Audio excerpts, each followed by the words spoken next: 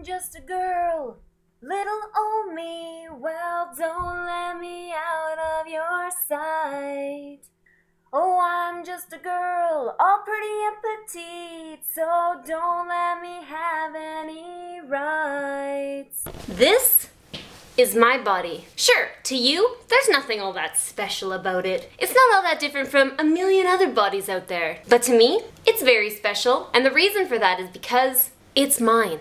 I am free to dress myself how I want, to eat whatever I want, to pierce myself, to get tattoos. I'm afforded the luxury of wearing glasses instead of contacts. I have the right to put anything I want into my body. Advil, multivitamins, iron, an apple, and birth control. Here's the thing, I really like having my rights, and I like to make the decisions that are best for me. In the last month, there have been a rash of articles and news programs come out talking about bills that the legislature have debated or passed, which have been flexing their power over women's rights. In fact, one of the ones I most recently read was about the Georgia state legislature and how they had debated in-house about a bill that would make women who are carrying stillborn or dying fetuses to continue to carry those babies until they went into labor naturally. Now, this isn't an abortion debate. I'm not here to discuss my feelings on pro-choice. This is not even about feminism. This is about the basic human right to do what is healthy for you.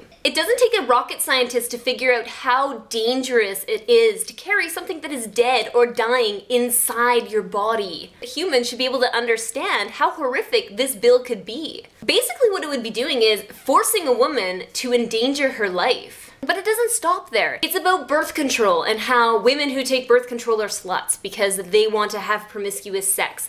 Not taking into consideration that there are a plethora of other reasons why people would take birth control. And I'm not even going to get into the fact that I think that more people should be taking birth control because there are a lot of people out there who shouldn't be having kids at all, and our world cannot sustain a growing population. What I want to talk about is Arizona and how they recently introduced a bill that would allow employers to completely destroy a woman's sense of privacy. This bill would allow employers not to pay for birth control unless the woman proves that she's not going to use it as birth control, but for something else. I don't even like my employer knowing what I do on my spare time, let alone what I'm putting into my body or my desire to or to not have kids. We are women, we are humans, and the fact that there are these men out there passing these bills and the sole purpose of it is control. To control women and to control the choices that women make. Don't get me wrong, there are amazing men out there. Ones who do not agree with the oppression of women. Ones that don't think women should undergo involuntary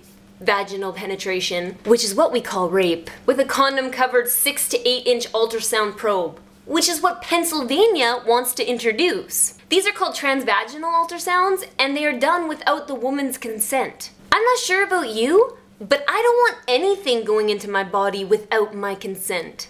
The simple fact is there are men and women on both sides of this battle. This is the most repulsive part for me.